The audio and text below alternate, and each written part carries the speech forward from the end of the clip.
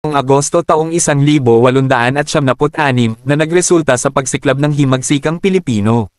Si Bonifacio ang nanguna sa mga katipunero sa pag-aalsa, at ang sigaw ng pugad lawin ay naging simbolo ng kanilang paglaban.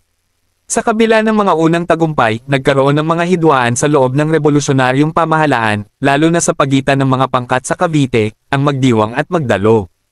Ang mga hidwaan sa pagitan ng mga katipunero ay humantong sa paglilitis at pagbitay kay Andres Bonifacio at sa kanyang kapatid na si Procopio noong ika-10 ng Mayo taong 1877 sa Maragondon, Cavite. Ang kanyang kamatayan ay itinuturing ng maraming historiador bilang isang trahedya at isang malaking kawalan para sa rebolusyon.